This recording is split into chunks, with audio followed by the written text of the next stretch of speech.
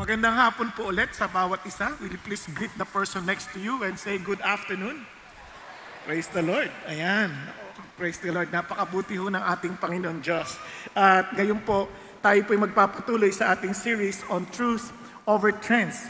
At ito po yung mga susi to build the next generation. So ulitin ko, meron po tayong responsibilidad. The older ones, tayo po ay talagang i-build natin yung next generation. And for the generation na talagang tinutukoy natin, then you have to build yourself. Kasi hindi naman tayo nakakaasa lamang sa iba. No?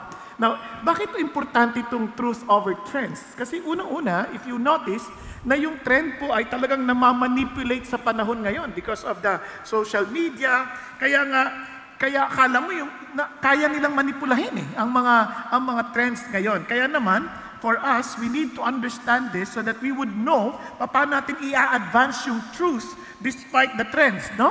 Kasi hindi lang maintindihan din natin kung paano rin natin haharapin yung mga trends na yon, especially if those trends are against the Lord. Now, ito po, hindi lang mo ito. It teaches us to be critical thinkers, no? Huwag po tayong basta tanggap lang tanggap because of the vast of amounts of information daily, we need to discern truth, no, from trends. Ito po'y makakatulong sa atin para alam natin kung ano yung mga opinion na yung ginagawa natin at mga desisyon.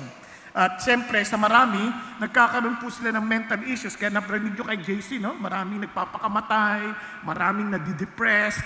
Bakit? Kasi hindi nila kayang i-absorb at i-manage yung mga information without the filter of the truth. Kaya importante ho, alam natin yung katotohanan.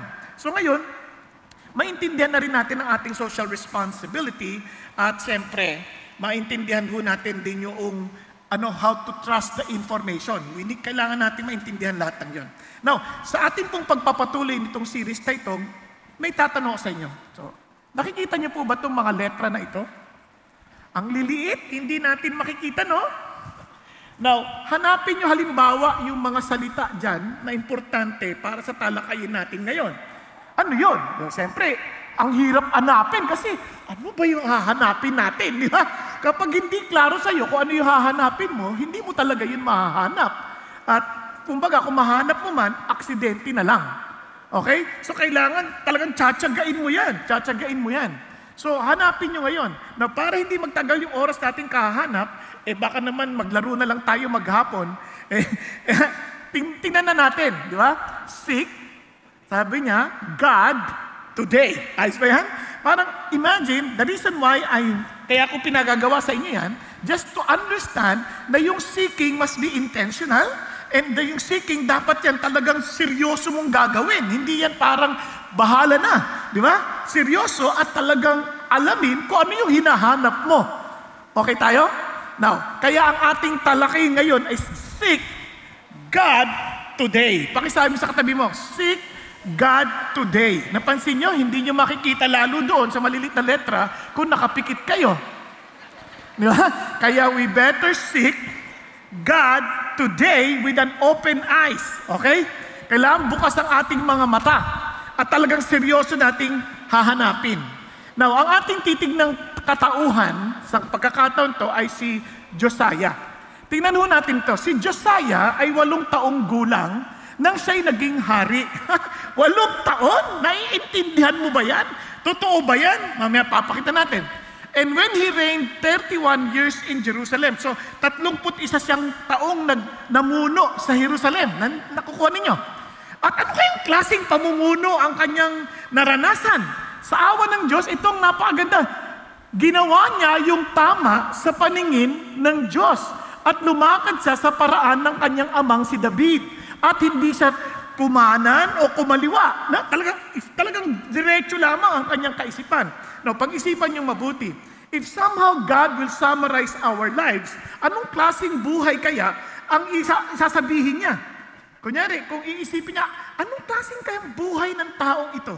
Kunyari ako, si Bong, na buhay siya sa matuwid, sa mata ng mata ng Panginoon Diyos. Di ba? Ang sarap nun, no? Ang sarap na ganun yung hindi yung si Arnold. Tama ako, Arnold ka, di ba? Ay, Hanggang ngayon, lagi kay Arnold ng Arnold. Ang tagal na namin magkakilala niyan. Arnold pa rin yung sinasabi ko. Talagang I need to understand truth over trends. Si Albert, halimbawa lang, si Albert, di ba? Ginawa niya lahat ng mali. Ang sama ng pakiramdam. Di ba? Parang ayoko niyan. Ayaw natin yan. So tuloy tayo. So kahit 8 taong gulang lang siyang hari, tama yung ginawa niya. Now, for in the 8th year of his reign, while he was still youth, kung 8th year ng kanyang paghahari, 8 taon siya nagsimula, nung ika-8, ilang taon na siya? 16, 16 years old. Sabi niya, he was still a youth. Tama naman. He began to seek the Lord of his father David. Di ba? Nagsimula na siyang hanapin niya ang Panginoong Diyos na si David. Now, listen to this. Kung tayo po ang nasa kakalagayan ni Joshua, sa trend ng kaisipan ng maraming magulang, matatanda, at ng mga tao ngayon, ito pong madalas nilang sinasabi. Age matters when significant work matters. Sa malalaking trabaho, sa mga trabahong mga seryoso, nako, bata pa yan, huwag mo munang gamitin yan, walang alam yan, bata pa yan, hindi niya pa ba iintindihan yan, saka na natin yan turuan. No, age doesn't matter when God matters most. Sa sandaling si God ang totoong nag-iimportante sa atin, walang issue ng edad. Kaya nga sa psychology, 0 to 7, formative years ng mga bata, huwag nating sasayangin yon. Now, pansinin po ninyo, sa maraming magulang, hindi nila iniintindi yung mga bata, takbo ng takbo, lakad ng lakad, laro ng laro, sa panahon na nag-aaral. Kasi sa isip ng mga magulang, hindi mo pa pwedeng turuan yan. Bata pa yan eh. Now, sa awa ng Diyos, ang mga anak ko po'y malalaki na ngayon. Naisasama namin sila sa service, hindi sila tumatakbo. Hindi man sila nakapag-Sunday school, sila'y nakikinig sa pastor. Nakikinig sa nagtuturo. At nagkataon pa, ako yun. O, di ba? Isipin mo kung tatay mo, tatay ko yan. Alam mo, tatay ko yan. Di ba? Pwedeng gawin ng mga bata yun eh. Pero ito hindi. Uupo yan. At makikinig. Now, anong ginawa namin? Sa awa ng Diyos, tinuruan kami ng maaga pa lamang na yung mga batang yan, matuturuan mo na. 0 pa lang, matuturuan mo na sila.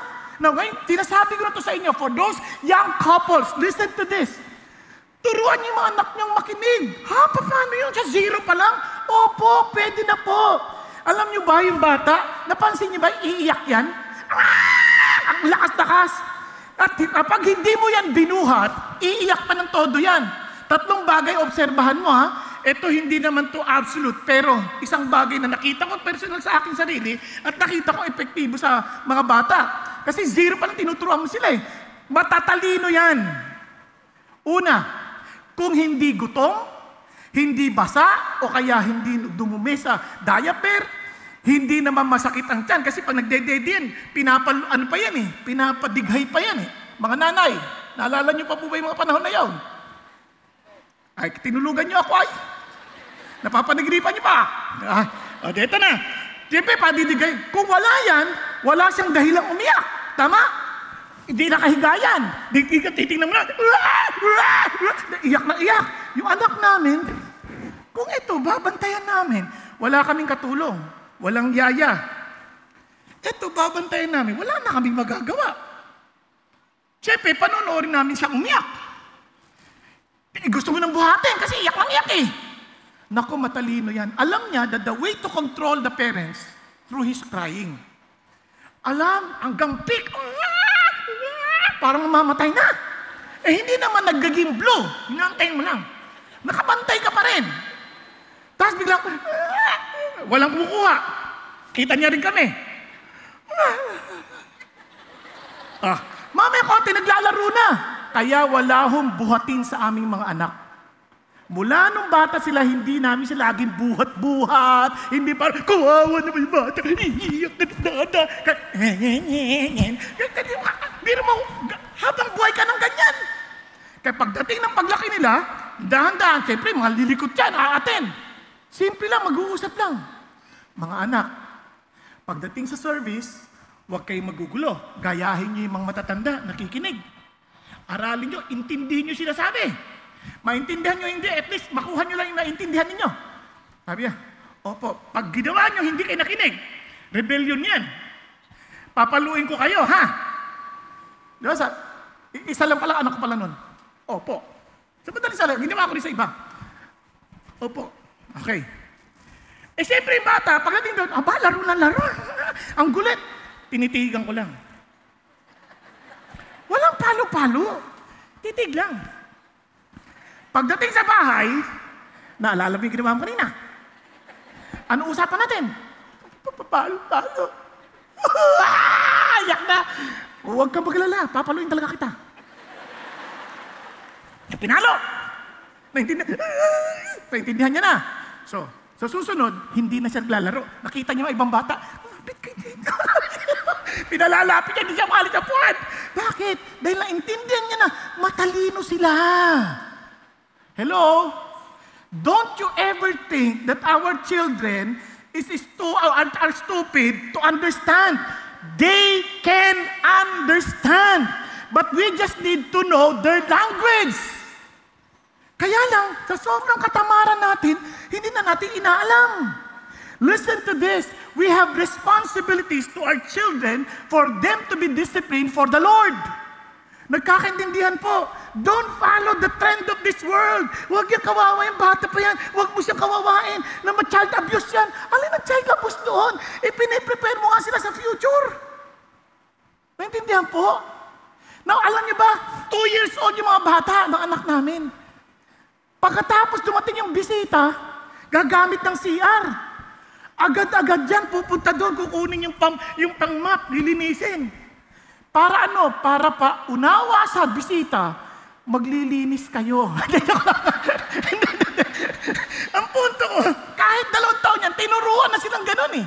Di ba? Tinuruan sila. Alam niyo bang enjoy nilang gawin? Kasi in their mind, it's just part of the game. Pero naiintindihan nila. Are you following? Kaya yung edad na yan, hindi yan issue. Ang edad, kanino ka tatakbo? If you believe that you have God who is a source of all wisdom, run to God. Seek for God. Are you following? Now, for the older ones, ganun din, turuan natin sila. Huwag na sabihin, hindi pa nila maiintindihan. Hindi yan totoo. Etong totoo. Kaya nilang intindihin, alamin mo lang paano sila kausapin. Pakisabi mo sa katabi mo, kaya mo yan.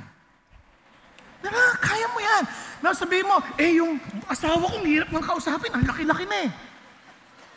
Kung kaya mo nga kausapin ng aso, yan pa. Kaya mo yan. Yung boss ko hirap kausapin, hindi, kaya mo yan, takbo ka kay God. Because our God is the source of all wisdom. Now tuloy tayo. Masabi niya, tingnan niyo naman itong mga tao na to. Paano ka naman, hindi ba ano? Tingnan niyo ito sa George Washington. Alam niyo ba yung kwento ni George Washington? Nung 1732, middle class family, nung siya po'y 11 taong gulang, patay yung kanyang magulang. Ay, lalo ng kanyang tatay, tatay lang. Kaya nung siya po ay namatay, siyempre, mga kaibigan niya, ang ginawa niya, nag-aral siya, 11 minaster niya ang geometry, trigonometry, and serving, by the time na he was 16, surveyor na siya. Grabe, at the age of 17, tingnan mo naman po ninyo, nagtrabaho na siya bilang official surveyor of the Culpeper County, Virginia. Bata ba yun? 17 years old, nagtatrabaho na, nag-surveyor na. Now, hindi lang yan. After 3 years, naging governor siya, ino-appoint siya ng governor para sa isang militia rank na mataas. At siya po ay naging pinuno by the age 22 at bilang lieutenant colonel. Na by age 23, he was commander-in-chief the entire Virginia militia. Pag-isipan niyo mabuti. And obviously, alam niyo na yung kasaysayan, naging presidente, unang-unang presidente ng Amerika. Okay tayo? Pakigising niyo yung matatanda. Sabihin niyo, Nay, kailangan niyo ipasa to sa mga bata. Okay? Now, ito, kilala niyo si David. Kilala niyo ba yan? Ako, hindi siya kilala talaga. Siya si David Farragut. Si David Farragut, siya naman po ay mula sa Knoxville, Tennessee. Ang tatay naman po, at imagine niyo si David, nagtatrabaho na sa barko, sa edad na 10, serving as a naval cadet. ng militia, ng state militia. At 8:11, nakita niya na ang totoong digmaan. At age 12, siya na po ngayon ang naging kapitan ng barko. Pag-isipan nyo, at to make the long story short, si David Farragut, naging po siya, kauna-unahang admiral ng naval ng command ng Amerika during the Civil War. Nagkakaintindihan. Kaya pala? Oo naman. Kaya po minsan yung mga bata kung ano-anong pinaggagawa, hanap ng thrill sa buhay kasi wala naman silang naiisip na pwedeng gawin eh. Iniisip nila parang, ganito lang pa lang kami, wala, nakakabor ang buhay. Nakakabor talaga, bigyan ka ng trabaho, gawa ka ng bahay. Diskubrihin mo, aralin mo na mabuti. Naintindihan po? Ang laking factor ng mga magulang. Andiyan pa kayo. Hello? Parang galit na kayo sa akin eh. Hindi. Eto, si Clara Burton. Nako, isa na naman to. Napakahiyain. Sobrang hiyain. Nahihiya siya. Talagang very timid. Na-aksidente yung kuya niya na nalaglag. Nako, siya nag-alaga. Inalagaan niya hanggang sa napansin niya. Nagtuwan-tuwa yung doktor. Ang galing naman mag-alaga nito. Napakahusay na bata. Tapos, nagkaroon ng smallpox yung tauhan ng tatay niya. Inalagaan niya na rin. Hanggang sa yung epidemya kumalat, inaalagaan niya, napakarami. O isipin nyo, dahil doon, siya ang nagsimula ng Red Cross sa Amerika. Naintindihan po natin? Kaya ho ng mga bata. Huwag lang natin silang maliitin. Maliit na nga sila eh. Huwag na natin silang maliitin. Kailangan natin buhayin. Alamin, God created this child because God created them in His image. And they can do it. At sa mga magulang, don't put down or don't look down on your children. At gayon din kayong mga bata, kayong mga teenagers, don't ever look down on yourself. You can do something by the grace of God. Amen po? Hello? Sino mga teenagers dito? Teenagers. Yes, pakita sa kamay. Teenagers. Teenagers, huwag kayong mahiya. Kahit hindi kayo mukhang teenager. Mukha kayong children. Pakita sa kamay. Pakisabi mo sa katabi mo, huwag mo akong tingnan ng ganyan dahil alam ko may magagawa pa ako. Di ba? I can make a difference by the grace of God. Kaya nga, blessing ito sa atin. Are you following? Now, tingnan po natin ito. Pagdating ng 2 Chronicles, tingnan nyo, yan ay isa sa mga trend kasi. Si Manase, yung pinaka-lolo ni lolo ni, ni Josiah. 12 years old naman when he became king. At namuno siya ng 55 years. Pero ang sama niya, he did evil in the sight of the Lord according to the abominations of the nations whom the Lord dispossessed before the sons of Israel. Pag sinabi mong abominations, karumal-dumal yan. Naunawaan. Now, kawawa naman pala yung si Josiah, lolo pala niya, sama ng ugali. Now, hindi lang yon. Si Amon, yung tatay niya, was 22 years old when he became king and he reigned 2 years in Jerusalem. 2 years lang. Isipin nyo, he did evil in the sight of the Lord as Manasseh, his father, had done. Kapareho na ugali ni Manasseh. Amon sacrificed to all the carved images with his father Manasseh had made and he served them. Wow! Sa panahon natin ngayon, ang isip natin, yung paniniwala ng marami. Tayo ay produkto ng ating kultura. Hello? Andiyan pa kayo? Sinasabi na, produkto tayo ng ating kultura. Kung abusado tatay mo, magiging abusado ka din. Tama ba? Narinig nyo na yan? Kapag lasinggero tatay mo, magiging lasinggero ka din. Hello? Kaya sabi hindi, kung babaero tatay mo, nakamasa ka pa, babaero ka din. Now, lagay na natin ito sa katotohanan. Hindi yan totoo. Are you following? Huwag mong isipin, kung bobo sa tingin ng tao yung magulang mo, hindi totoong bobo ka rin. Hindi ka bobo, hindi yan totoo. Don't play a victim. Remember this, in Christ Jesus, we are victors. Listen, anong trend? Past binds us, para tayo sinakil, and makes us hopeless. In Christ, God frees us and gives us hope. Are you following?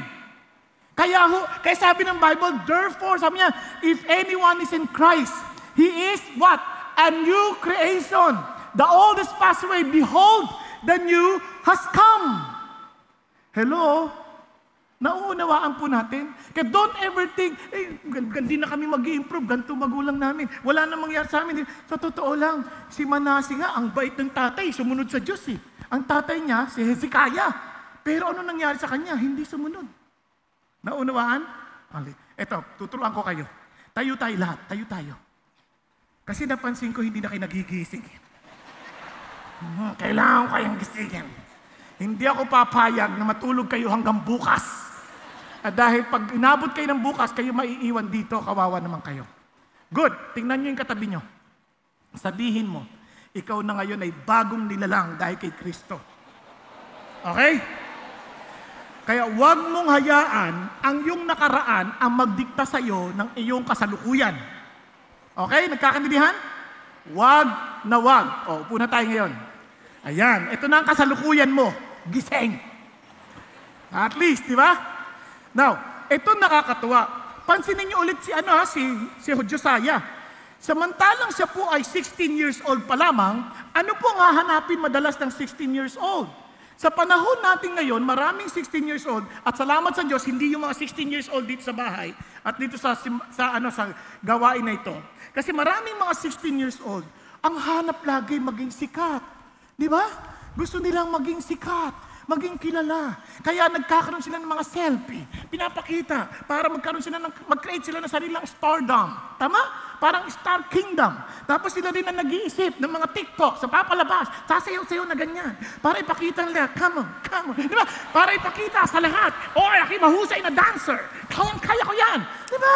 Yung iba kakanta pa rin. No, papakita lang sa TikTok para maraming views. Guys, ang dami nating hinahabol. Iba naman, pleasure. Hinahabol nila yung pleasure. They want to have some form of thrills. Parang, so after that, what? Ito lang isang naintindihan ko. Tatanda at lilipas din kayo. Di ba? Wala naman manatiling bata rito eh. Yung dating malakas ka, isang araw manghihina ka din. Ngayon ang tanong, ano nangyari? Sa panahon na ikay mahina na, ano naman nangyari sa buhay mo? Yun ang malungkot na kalalagayan. Kaya sometimes yung ating mga hinahabol na akala natin magpapasaya sa atin, hindi pala. Kaya tama ang ginawa ni Josiah. Now that I'm a responsible king, at the age of 8, siyempre, hinintay siya ng 8 taon. He had to master, siguro, he had to learn, he had to, para alam niya rin paano pamunuan. Then after 8 years, hinanap niya si God. Lord, hindi ko ito kakayanin. Siguro, inaral niya yung mga hari in the past. Nakita ko yung pinakaninuno naming hari, pinakamagaling na haring si David. Sabi niya, ito ang susundan ko. And I need His God. Yung God ni David, yun ang kailangan ko. Because He alone is the God of truth. Kaya He sought the God of truth. Kaya naman, God is truth. Tingnan nyo, sa awit, si David, but you, O Lord, are God full of compassion and gracious, long-suffering and abundant in mercy and truth. Yun ang kailangan ko. And praise God. Alam niyo ba, the triune God represents truth. Jesus is truth. I am the way, the truth, and the life. Diba? And the Holy Spirit is truth. But when He, the Spirit of truth, has come, He will guide you into all the truth.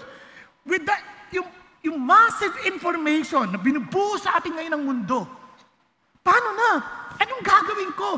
Nalilito na tayo. Kaya nga, how can I now, how can I stand and say, do not conform into the standard of this world, but be transformed with the renewing of your mind? Unless you are anchored on the truth. Kaya mga kapatid, seek God. He is the truth. Yun ang hanapin mo. Kasi yung mga akala natin kasiyahan na pansamantala, hindi naman yun talaga totoo eh. Kasi karamihan ng ganong kasiyahan, pansamantala lang at minsan nagdudulot pa ng mas malalang kalungkutan. Kaya purihin ang Panginoon Diyos sapagkat itong si Josiah, hinanap niya talaga yung katotohanan. And alam niyo bang sabi ng Diyos? You will seek me, and His promise is this, find me when you search for me with all your heart. Maraming tao, they tried to find God. They tried to seek the Lord. But they did not seek Him with all of their hearts. Pagkatapos lang makitang napakaraming letrang pagpipilian, ayaw ko na. Hindi ko kaya. Kaya sasabihin lang sirit na. Wag. God wants us to seek Him with all of our hearts. Amen po. Ito po hindi sa pagmamalaki. Kamakailan lamang nagkaroon ng PLE. Tama? Yung Physician's Licensure Exam. At isa sa mga nag-take ng exam ay anak ko. Oh, wala pa. Relax. Diba? Siyempre, ako nagpe-pray ako, being a board passer myself, sa accountancy, piniprepare ko rin anak ko, sisag sa kanya, ito gagawin mo, you trust the Lord, ganyan, siyempre, then you relax, don't, parang pag-aaral, may rest, ganyan, no? Sinasabi ko lahat. Tapos sabi ko, noon, nag-aaral ako, niisip ko, kahit hindi ako prepared na masyado, dahil nagtatrabaho ako, pero iniisip ko pa rin, kasama ako sa top 10, kahit ganun na lang. Para kung bumaba man, pasado. Kaysa naman isipin mo pumasa lang, pag bumaba, bagsak. Tama ba? So always prepare for the best. Di ba? O for the worst, in a sense. Handa mo doon. Tapos gano'n, eto na. Nagpe-pray din kami.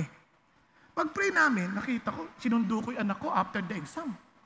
Talaga naman, nakikita ko yung pagod niya sa pag-aaral. Talagang, siyempre with all support in prayer and everything, pagsundo ko, kamusta? Mahirap, papa.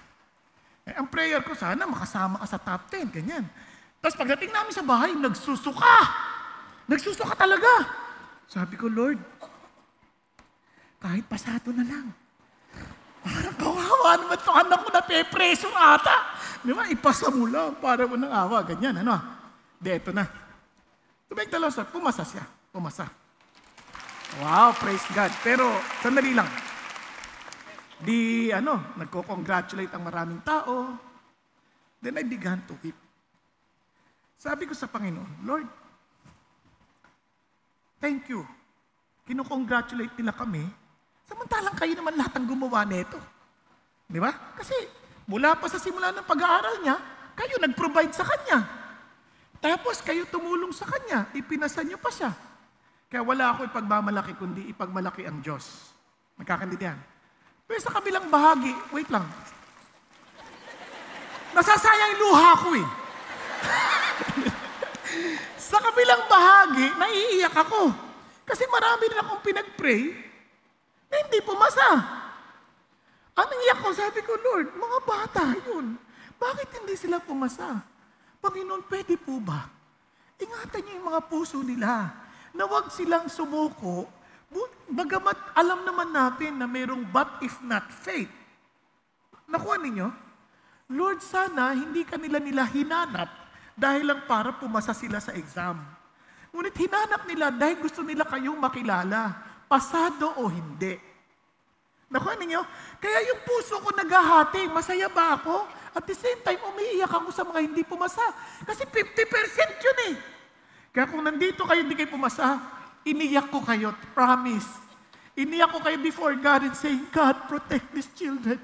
I pray that they will still seek you with all of their hearts, not because they desire to pass, but simply because they know that you are the true God. At yung failing, hindi failure. Failing lang yun. Naintindihan po natin. It's just part of the journey for you to be successful for the purposes and glory of God. Amen? Kaya never give up. Never ever give up. Kaya I pray that you will seek God today. Lahat tayo may kabiguan sa buhay, but seek God today. Don't ever give up. Now, ito po, paano natin siseryosohin hanapin ng Diyos? Kaya remember, we are to seek God. Kaya naman, importanteng to get rid of all our idols, any competing idols against God, alisin natin yan. Then if we are really seeking God, we must be willing to obey. Not only willing, we are to obey His Word. At we are to totally depend on Him. Yun ang gusto ng Diyos. So what does it mean? Tingnan nyo, get rid of idols. Tingnan natin si Josiah. Di ba? He sought the Lord. He began to seek the Lord. And as he was seeking the Lord, look at this. After a while, mga 4 years, in the 12th year, napansin nyo? In the 12th year. So, ilang taon na nadagdag? Kung 16 years old siya, 4 na taon, ilang taon na siya? 20. Tama? So, pansin nyo, as he was seeking the Lord, he began to realize, teka muna, kung lahat ng ito hindi tamang Diyos, kailangan tanggalin ko to. When you say God, ito yung importante. So, he began to purge Judah and Jerusalem of the high places, the Asherim, the carved images, and the molten images. Now, they tore down the altars of Baals in his presence, and the incense altars that were high above them.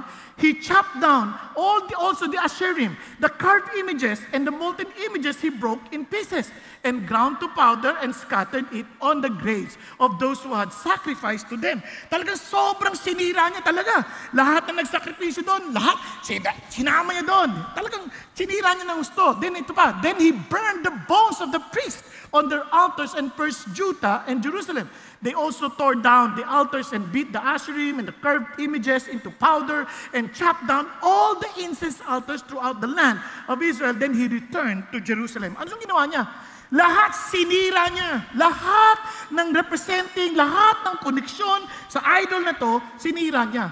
Sinong idol? Asherim at saka Baal. Yang dalawang idol na yan, representation yan ng kanilang productivity, fertility, production. Talagang iniisip nila yung kanilang security.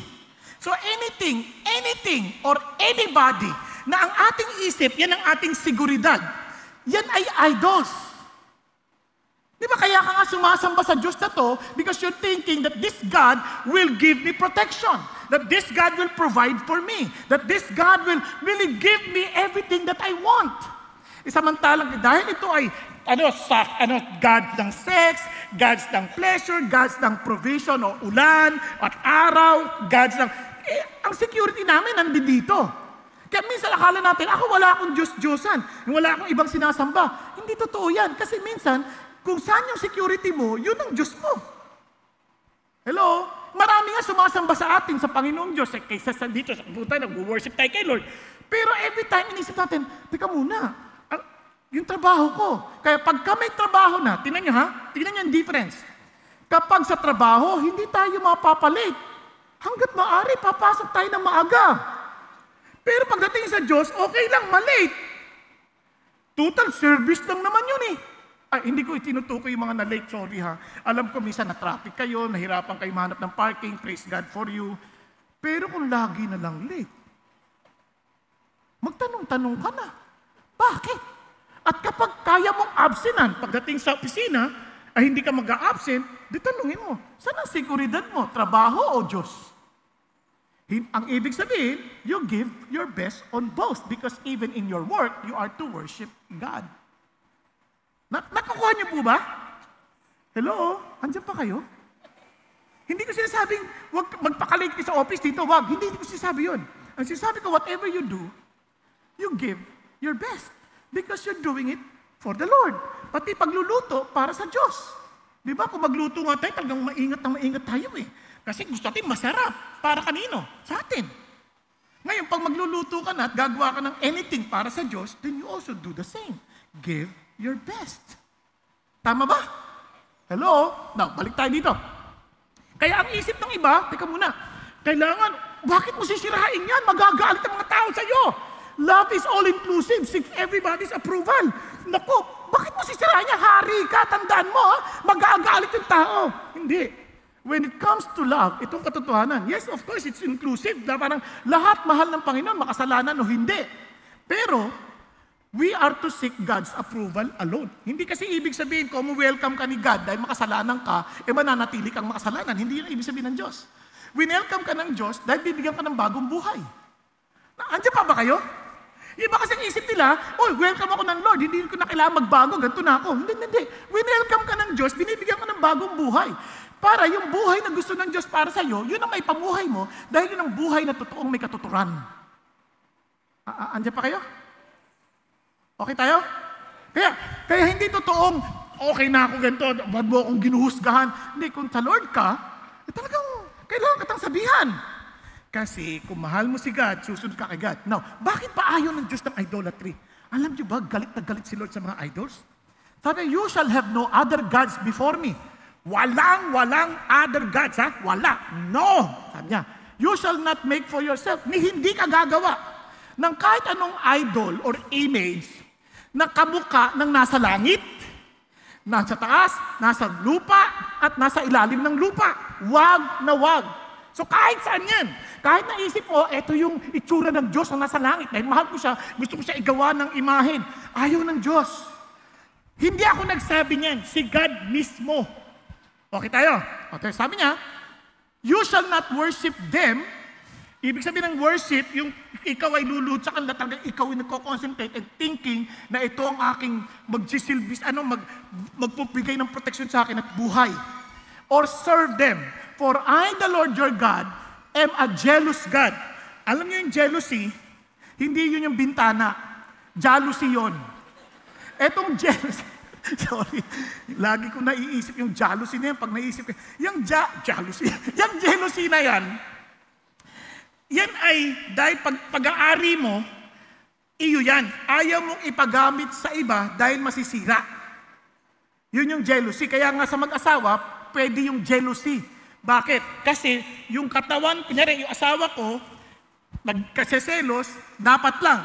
Kasi itong katawan na to, kanya na to, hindi akin. So hindi ko to pwedeng ipahiram sa iba. Nagkakaintindihan. So pag sandaling napapahiram ko, nabibigay ko attention sa iba, magagalit siya.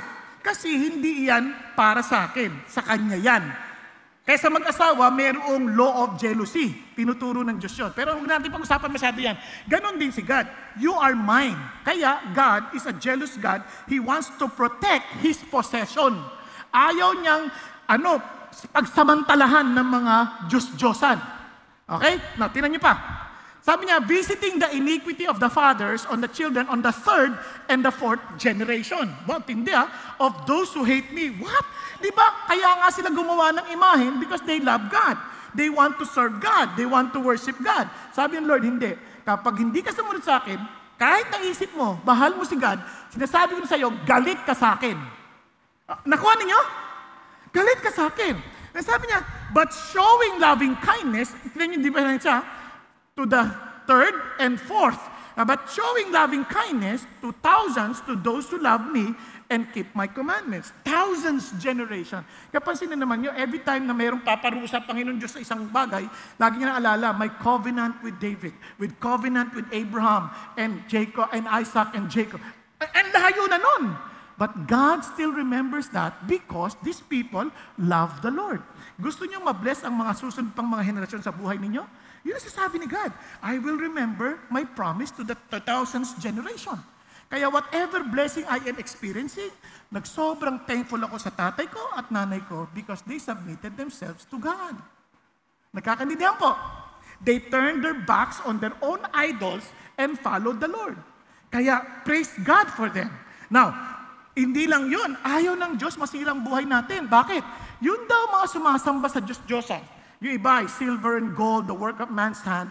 Kaya may bibig sila, pero hindi sila nakakapagsalita. Eyes, pero hindi sila nakakakita. Kamay, pero hindi sila nakakaabot. Paa, pero hindi sila nakakalakad. Sabi niya, those who make them will become like them. Everyone who trusts in them. Hindi niyo ba napansin yan? Ang Pilipinas ay napakarelyosong bansa, pero punong-puno ng korupsyon. Parang wala silang nakikita. Hindi ba niyo nakikita yung nangyayari sa atin? Hindi niyo ba nakikita yung kahirapan nating hinaharap dahil sa hindi natin pagsunod sa Diyos because of the idols, because of the effect of worshiping idols. Kaya ang wino-worship natin, sabi niya, silver and gold, pera, ginto. Diba? Puro pera. Katuloy, lahat ginagawa natin. Mandaya sa BIR, mandaya sa gobyerno, mandaya sa kaliwaan. Parang hindi niyo ba nakikita epekto? Bulag ka ba? Hindi, kasi yun ang epekto ng pagsamba sa Diyos-Diyosan. Nakuha? No. Ito pa. Kaya sabi niya, this is what the Lord says. What fault did your ancestors find me? Ano ba nakita niyo mali sa akin? That they strayed so far from me. They followed what? Worthless idol. Ano bang worthless? Wala naman sila magagawa. And became worthless themselves. You see the effect of idolatry? Kaya anong gagawin natin? We need to identify our idols to get rid of them. Ano bang idol natin? Where do we find our security? Where do we find our joy? Where do we find? Para maintindihan natin, how do we spend our finances? Doon pala makita natin sa attitude natin sa finance, kung Diyos-Diyosan natin si God, kung Diyos natin si God, obey doon tayong Diyos-Diyosan. When it comes to our interest, yung mga interest natin, ano ang mga interest natin? Kunyari, manood. Ano yan? Yan ba ay nagbibigay kaluguran at karangalan sa Diyos o pansarili lamang? Di ba? Relationships. Yung relationships. Di ba? Mga bata ngayon, di ba? Kanta nila yung kay Madonna. Papa, don't preach. I'm in love. Doon pa lang eh. Teka muna, ano ba yung relationship mo? Kay God ba yan o para sa iyong sarili? Nakukuha natin? Oh, bukod pa doon, sa ating schedule, si God ba yun? O ating lang schedule? Pag-isipan ninyo, paano natin ginugugol ang ating mga panahon? Ang lalim niyo mag-isip. Sabi isa,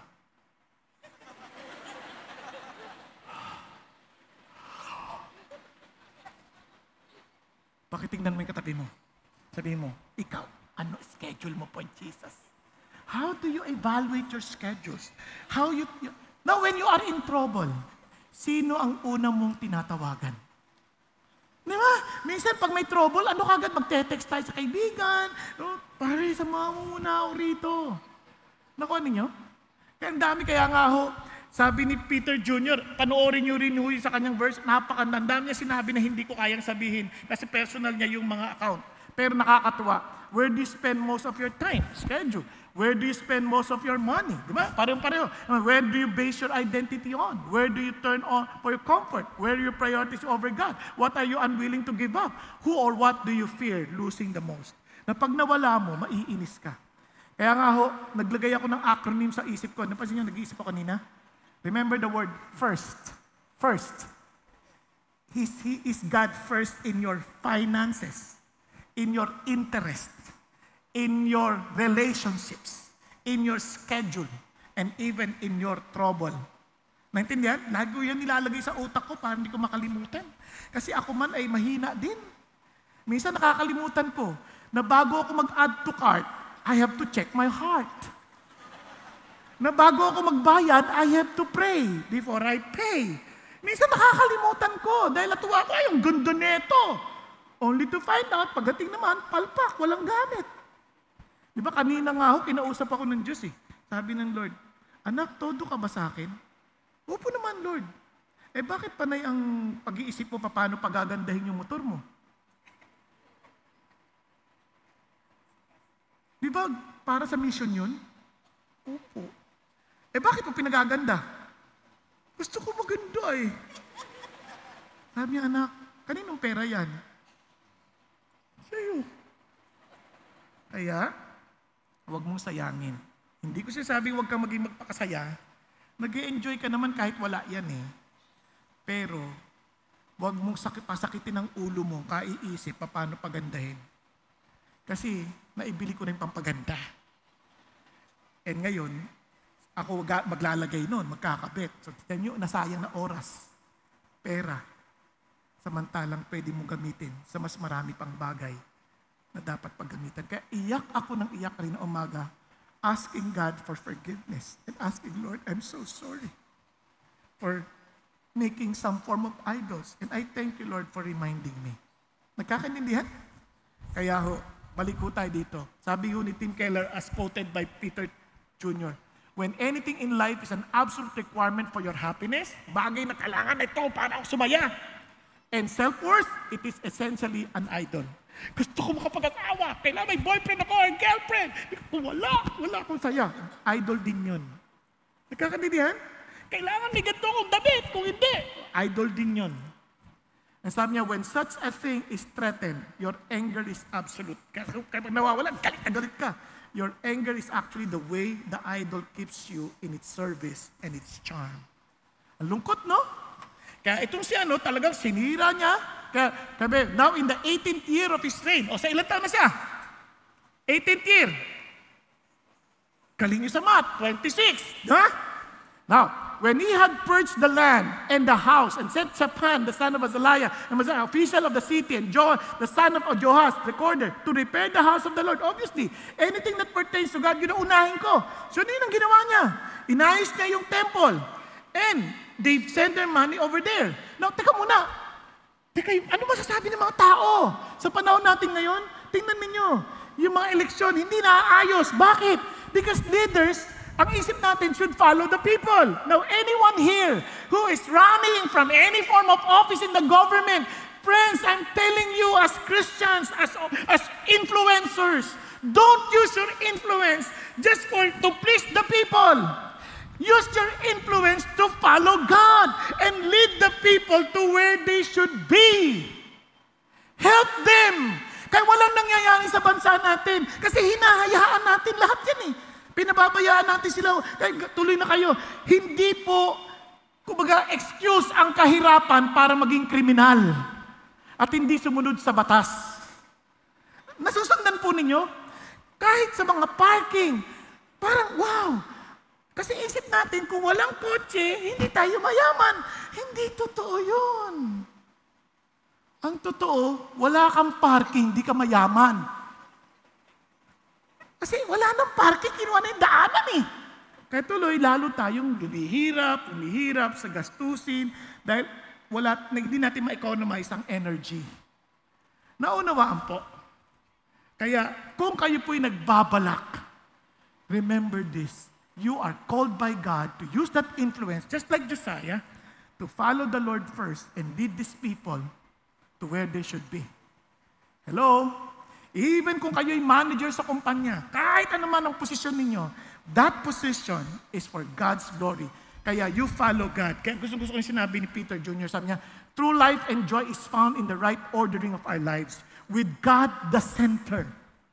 Because you can find kasi sa isip ng tao, they can find happiness in the things of this world apart from God. Hindi yan totoo. Get rid of them. Paano natin sisirain? Sirain! If you want to get rid of them, sirain natin. Even with God, sabi niya, sunugin niyo yan. Huwag niyo kunin yung mga ginto ng mga silver niya, sunugin niyo yan. Kaya nga sa Acts 19:20, sinunog nila anything pertaining to their idolatry. Sinunog nila.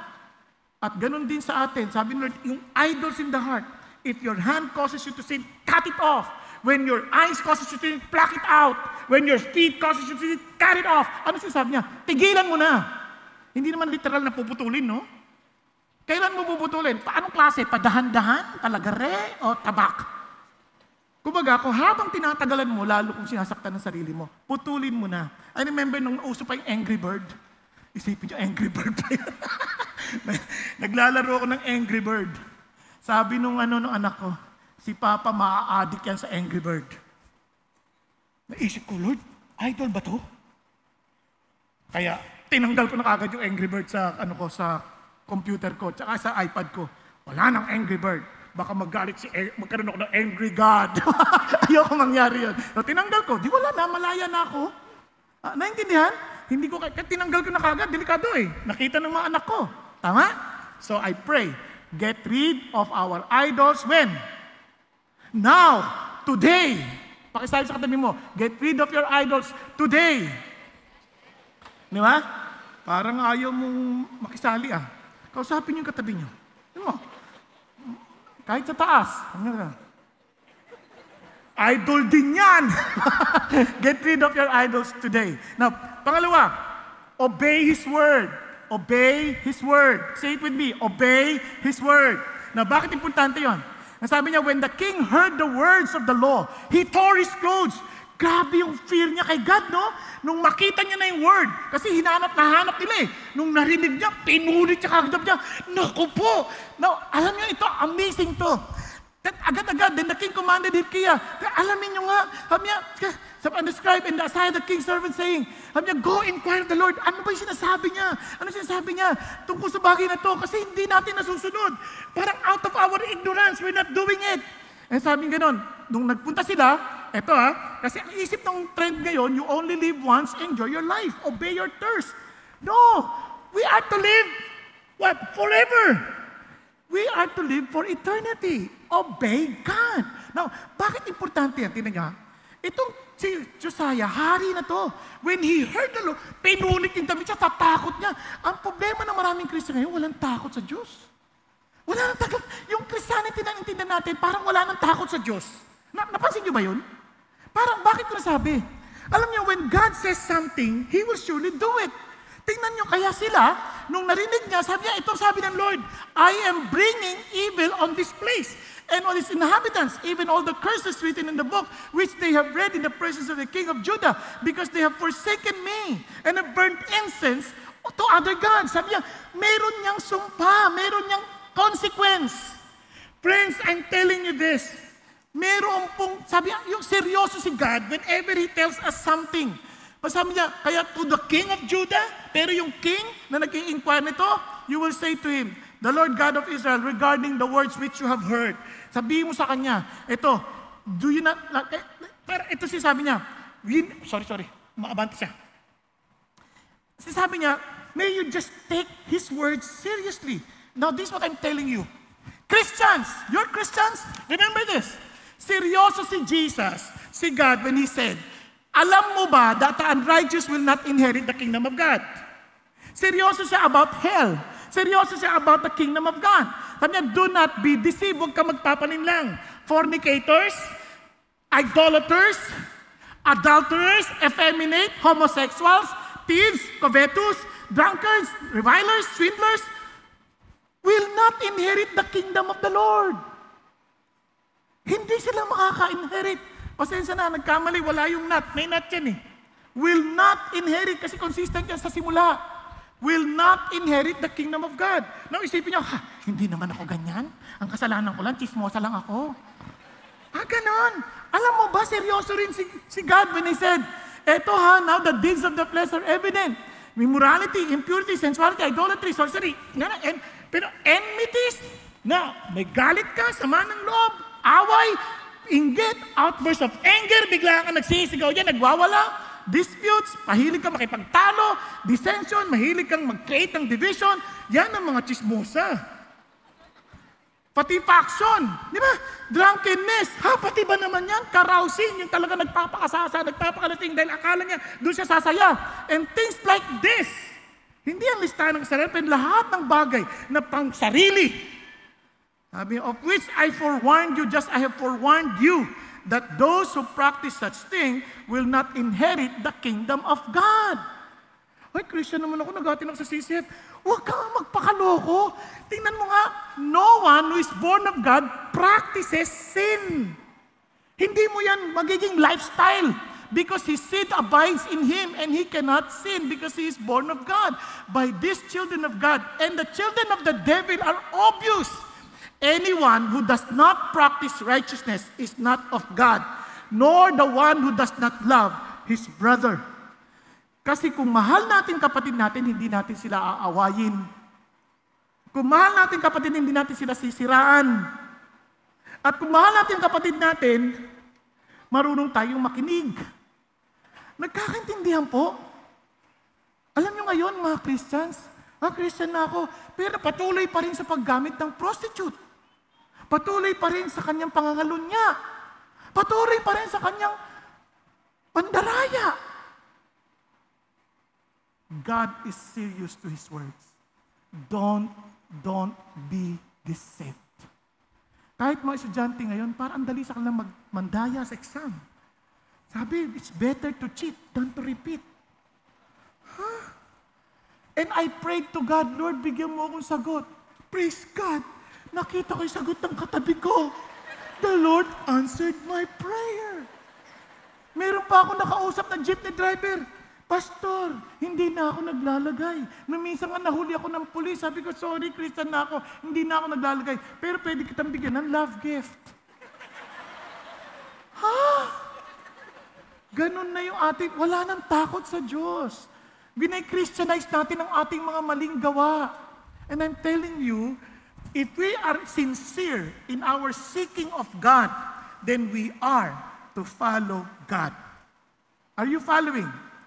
Sabi ng Bible, because your heart was tender and you humbled yourself before God, when you heard these words against this place, against these inhabitants, sabi niya, you humbled yourself before me, tore your clothes and wept before me. Truly, sabi niya, have heard you, declares the Lord. Pinakinggan kita. And sabi niya, behold, I will gather you to your fathers, and you shall be gathered to your grave in peace. So your eyes will not see all this evil that I will bring on this place and on its inhabitant. Dahil mahal kita, nagpakumbaba ka, hindi mo makikita ito sa panahon mo.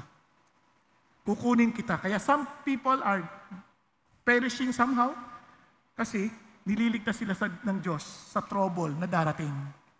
Nauunawaan po. Kaya naman, itong napakaganda. Ang Lord naman po ay napaka-gracious.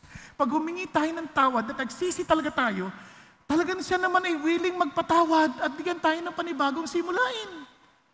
Naunawaan.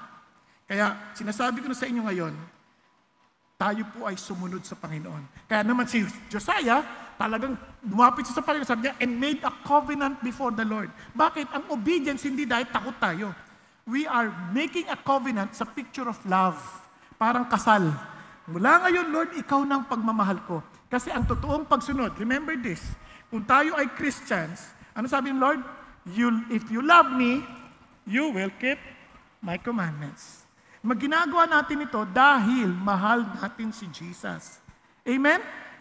Sabi nga ni Tito Junior kanamaga, sabi niya, sa kalang pamilya, parang dinidiinan na to. How do we obey? All the way, right away, with a happy heart. And I just want to quote yung kanyang kinote din, sabi niya sa R.C. Sproul, the fundamental deception of Satan is the lie that obedience can never bring happiness. Hindi ko kasi totoo yun eh. Kaya nga ho, God has His commands for your protection and lasting joy. God is a killjoy, that's why He has commands, sabi ng mga trend ngayon. Hindi ko totoo yun. Kasi kahit sa larong basketball, you'll never enjoy playing basketball kung walang rules. Kaya nga ho, nawalan ako ng ganan manood ngayon masyadong basketball kasi doon, traveling sa amin, dalawang step, magluwagpas ka na ng isang step, traveling na eh. Ngayon, ang dami na tinakbo eh, mula half court hanggang sa, nagle-layup. Okay pa, great shot. Sabi ko, kalokohan na to. Pinaglalaroan na nila yung laro. Nakuha ninyo ibig sabihin? Walang saya kung walang rules. May rules, kaya dapat natin, para maging maproteksyonan tayo, kaya tuloy si Kirkland Clark, lumipat na, wala na sa LWN. Kasi pinagbubugbog siya eh. Para hindi sinusunod yung rules. Are you following? Kaya, now, and finally, maaari sabihin niyo, ang hirap, di ko kaya yan. Huwag kayong mag-alala. Sabi ng Lord, depend on Him. Hindi natin kakayanin. Totoo naman yun. Nakuha natin. Totoo naman yun. Now listen to this. Then Josiah celebrated the Passover to the Lord in Jerusalem. They slaughtered the Passover animals on the 14th day of the first month. Now slaughter the Passover animals, sanctify yourself, and prepare your brethren to do according to the word of the Lord God by Moses. Bakit ito dinediinan ho yun? Naalala nyo yung Passover, kung gusto nyo balikan, puntahan nyo sa Exodus 12, nandun yung instruction, para makita nyo ho.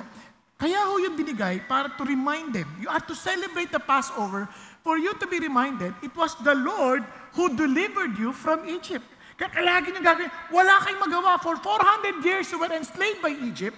Wala kayong magawa, hindi nyo kaya. And eto si God delivered you as He promised. At eto, He's celebrating the Passover. Ito yung last na punch ng Diyos, the winning punch ng Diyos against Egypt. And I want you to understand this. Sabi niya, itong Passover na to, i-celebrate niyo for you to be reminded of how God saved you. It was not based on your strength. It is not based on your power. It is all based on God's power. Nagkakaintindihan? So ano sinasabi ng Diyos? Hindi rin natin to kaya. But we have to remind ourselves na mayroong Diyos. Andito siya to help us overcome. Kaya sabi ng Panginoon, kaya binigay niya sa atin yung Holy Spirit. Tingnan nyo, Naalala nyo, one of the celebrations that God wants us to do, ano? The Lord's Supper. Bakit may Lord's Supper? Pakikita ko na sa inyo, na pinaltan niya yung celebration, sabi niya, ganito gawin natin. Sabi niya, as often as you eat this bread and drink the cup, you proclaim what? The Lord's death until He comes. Anong ibig sabihin yan? Ang ibig sabihin yan, yung death na yan, para makita natin, I've been crucified with Christ, it is no longer I who live. So hindi ko kailangan ako. Sabi niya, but Christ lives in me. So biro mo, power ni Jesus yung susunod, hindi ko power. But sabi niya, and the life which I now live in the flesh, I live by faith in the Son of God who loved me and gave Himself for me. So every time I take that, nire-remind ko sarili ko, teka, namatay si Jesus at babalik siya ulit. And yung kanyang kamatayan, kapangyarihan ko yun. Buhay ko yun. Hindi lang yun. Tingnan nyo, ano ibig sabihin ng kamatayan na yun? We have been buried with Him through baptism into death, so that as Christ was raised from the dead through the glory of the Father, so we too might walk in the newness of life. Wow! In the past, isa sa mga struggles ko, eto, mga lalaki, huwag kayong magagalit kasi gusto ko lang maging totoo sa inyo. Isa sa mga struggles ko noon, masturbation. Lalaki ako eh. Pero ang bait ng Diyos, when I realized that I'm already dead, pag natutokso na ako, patay na ako dyan. Hindi ko na kailangan magpakaalipin dyan. Patay na ako dyan. I'm alive in Christ. Wala na siyang say sa akin. I am not controlled by these feelings. I'm controlled by my God. Are you following? Kaya, kung nagde-depend ka sa Diyos, siya mismo ang tutulong sa'yo para ikaw ay mabuhay. Kaya ito sabi ng Panginoon, therefore, there is now no condemnation for those who are in Christ Jesus. For the law of the Spirit of life in Christ has set you free from the law of sin and of death. Wala ka na, malaya ka na yan. Malaya ka na sa kasalanan, malaya ka na. Yes, nagkakasala pa tayo, pero hindi natin kailangan sumunod dyan. Kaya nating tanggihan yan kung talagang magdidepend tayo sa Diyos. Now, ito sabi niya, for what the law could not do, weak as it was, through the flesh, God did, sending His own Son. In the likeness of sinful flesh, and as an offering for sin, He condemned sin in the flesh, so that the requirement of the law might be fulfilled in us, who do not walk according to the law, but according to the Spirit. Ano sabi niya? Isipin niyo, niligtas ka ni Jesus. Hindi dahil nagawa mo yung law, dahil nasunod mo. Wala nga, hindi mo nga kaya eh. Kaya siya na mismo ang naparito para tayo iligtas at bigyan ng bagong buhay. Kaya sabi niya, for those who are according to the flesh set their minds on the things of the flesh. Puro tungkol sa laman. Paano ko yayaman? Paano ko magpapakasaya? Paano? Sabi niya, but those who are according to the Spirit. So let the Spirit of Christ rule you, the things of the Spirit.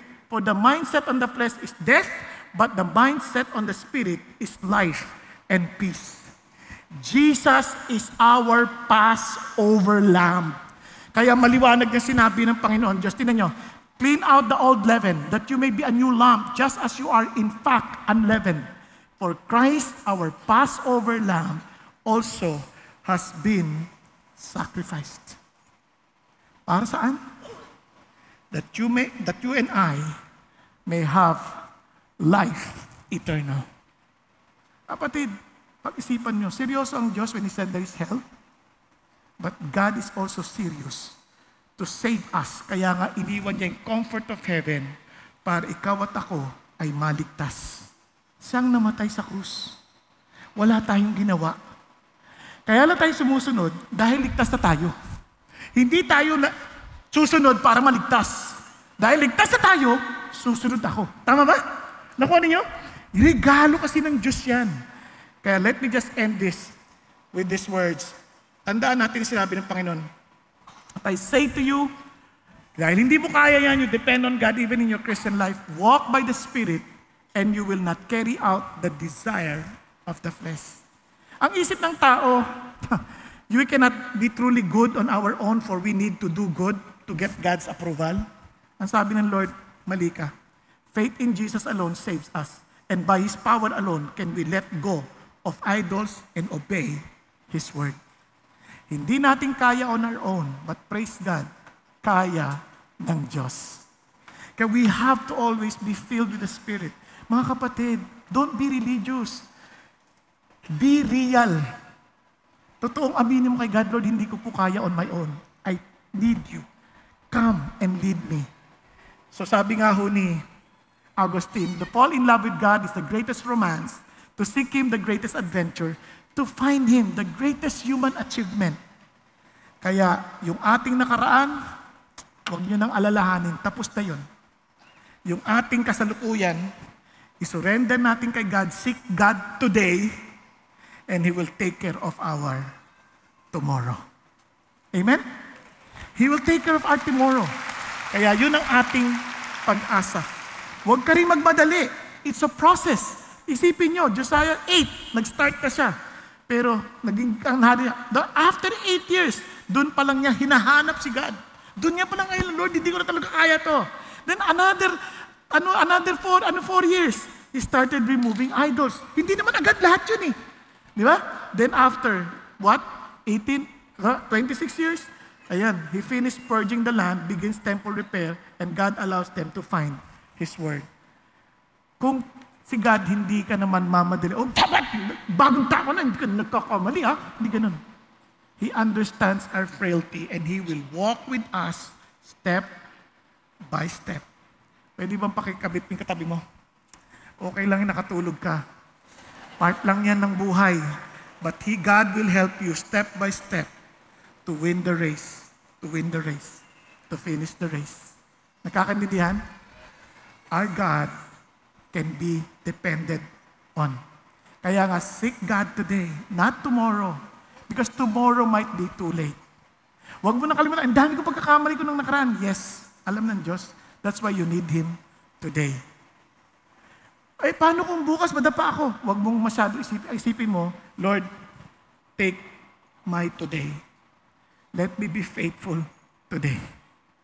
Every day, let us allow God to take our today. And He will take care of our future. Tayo pong lahat ay yumuko at pinikit. Mga kapatid, habang lahat tayo nakayuko at nakapikit, alam mo naman kung ang buhay mo talaga na kay Kristo o malayo kay Jesus. Alam mo naman kung ikaw ay umaaten lang, palong isang religious practice, o talagang sinusunod mo siya dahil siya ang iyong Diyos at siya yung security. Siya ang iyong, sa iyong kasayahan, siya ang iyong buhay. And you find no other life apart from Him.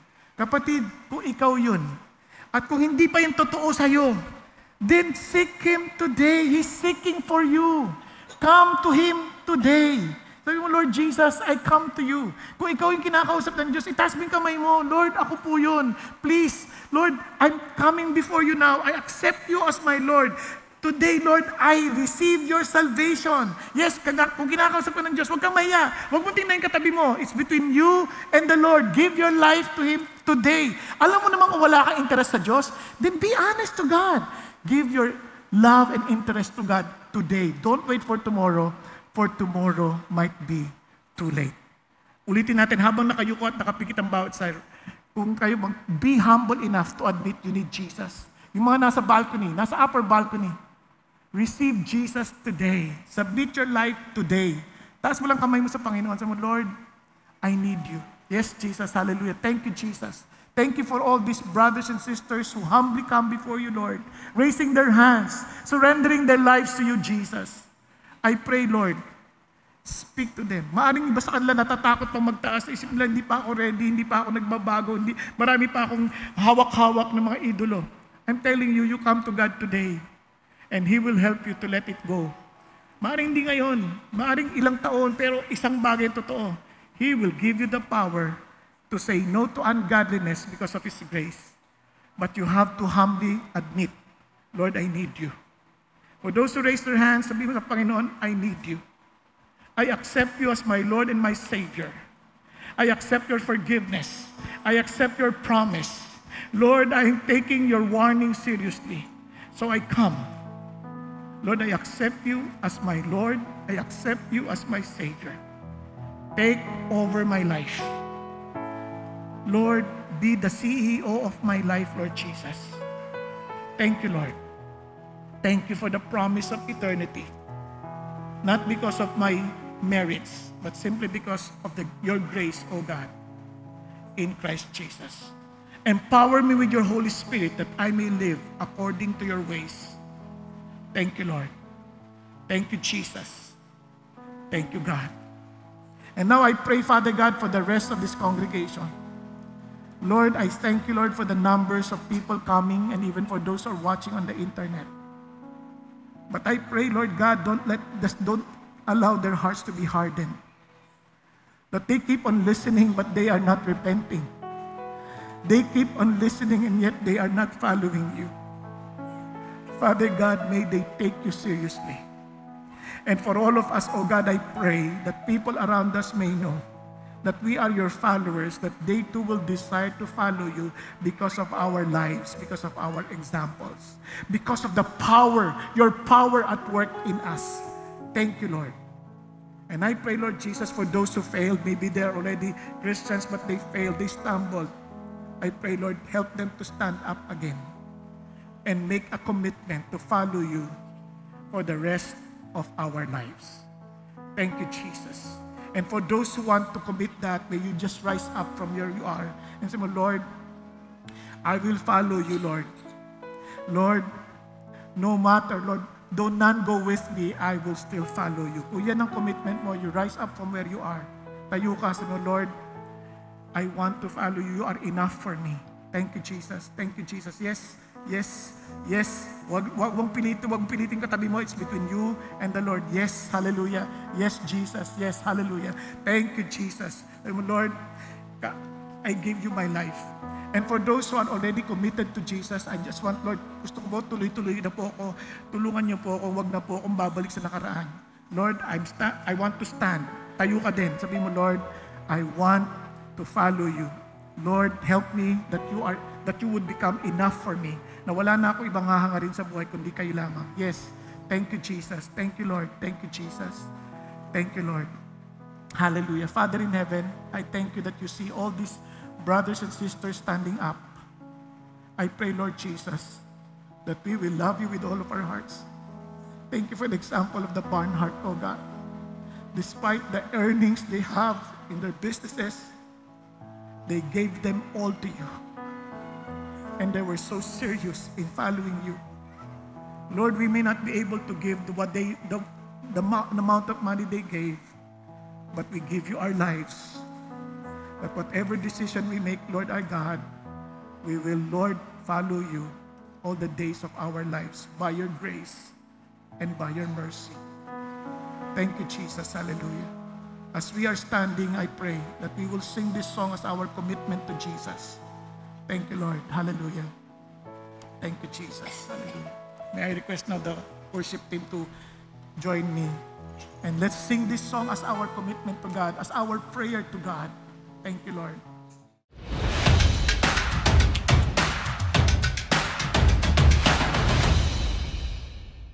Magandang araw, CCF family. Welcome to Sunday Fast Track, where you ask real-life question and we give you biblical truths. Ako po si Reggie De Blas mula sa Elevate Youth Ministry at kasama po natin ang ating pastor na si Pastor Bong Saking upang sagutin ang inyong mga katanungan. Happy Youth Month po, Pastor Bong. Sa gayon din sa iyo. Maraming salamat po sa inyong mensahe kanina. Kamusta naman po kayo? Mabuti naman sa biyaya ng Diyos. Ayan, praise God. Sa ating unang katanungan, sa ating kultura sa kasalukuyan, ang pagsunod ay madalas ipinagpapaliban. Paano namin makakasanayan ang agarang pagsunod? Ayan, alam mo, kailangan nating lumago sa ating pagkakilala sa ating Panginoon Diyos. Habang lumalago yung pagkilala natin, lalo nakikita natin ang kanyang kadakilaan at ang karapatan para sundin agad. Kasi habang maliit ang tingin mo sa Diyos, pwede mo siyang baliwalain eh. Parang kung ang kausap mo at magsasabi sa iyo yung presidente ng Pilipinas na meron kang matayog na pagtingin, obviously susunod ka kaagad. Ngayon, pag ang Diyos, minsan mas maliit pa sa presidente ng Pilipinas kaya hindi ka agad sumusunod. So ang hangad natin, na alam natin, kasama natin si God, kaya kailangan natin siyang sundin dahil kung siya yung una, lover natin, best friend natin, tatay natin, pinuno natin, hari natin, abay, anong pandahilan mong hindi agad sumunod? So, kaya kailangan lumago ang ating pagkilala sa Diyos. Ayan, praise God. Para naman po sa ating pangalawang katanungan, ano po ang inyong encouragement para sa mga bago pa lang sa pananampalataya at nakakaranas ng pangungutya na sila daw ay KJ or killjoy mula sa kanilang mga kaibigan? Ayan, sabi ng Panginoon Diyos sa Timoteo, for those who want to live a God life, expect persecution. Kasi talagang ganyan, kasabi ng Panginoon, kami rin, kung anong ginagawa nila sa iyo, ginagawa nila sa akin yon. Remember si Saul, si naging Paul, di ba, pinipersecute yung church. Look at Jesus, he took it personally. Sabi niya, why are you persecuting me? Di ba? Biglang ako, parang wow. Kaya alalahanin mo ito. Kung kay Jesus ka, talagang KJ ka. Di ba? Pero hindi ka killjoy. Bakit? Kasi ang pinapasaya mo si God, si Jesus. Siya yung piniplease mo more than anybody else. Kaya sundin mo siya, huwag kang mag-alala. The Lord never forgets what you are doing and what you are experiencing. Amen. Para naman po sa ating huling katanungan, ano ang mangyayari kung hindi ako sumunod sa Diyos agad-agad? Ayan. Alam nyo, yung pagsunod sa Panginoon, ito ay pagpapala sa atin. So, hindi, yung pagsuway mo, siyempre, ito ay may masamang consequence sa atin. Hindi naman mababago ng sitwasyon ng Diyos eh. Kung gawin mo agad o hindi, wala namang mababago sa Panginoon Diyos. Ang magkakaroon ng problema, tayo. So ano ibig sabihin? Habang dinidelay natin yung pagsunod sa Diyos, hindi natin na-enjoy yung dapat na blessing ng Panginoon Diyos para sa pagsunod natin. Kaya nga sabi sa Deuteronomy 28, sabi niya, if you carefully obey everything that I've commanded you, all these blessings will come upon you and overtake you. Can you imagine that? Ngayon, kapag hindi ka sumunod, biruin mo yung blessing na hindi mo ma-experience. Hangad ng Diyos na ma-experience natin yung kanyang joy, yung kanyang blessings, kasi hangad ng Diyos ang kabutihan para sa atin. Kaya naman yung utos niya, hindi yun para sa atin, para pahirapan tayo, kundi para tayo ay tulungan na ma-enjoy ang buhay na ibinigay niya sa atin. Maraming salamat, Pastor Bong, sa pagsagot ng aming mga katanungan. Ngayong Oktubre po, ang Elevate at Next Gen ay nagdiriwang ng Youth Month. Nasa puso ng ating simbahan ang pag-empower sa kabataan through Next Gen Ministry at Elevate Youth Ministry. You can make an impact, be part of this movement of building a Christ-driven young generation. You are only young ones. So kahit nasa anong generation ka man, step out in faith and make an impact and empower the youth today. And that's it for CCF Sunday Fast Track. God bless.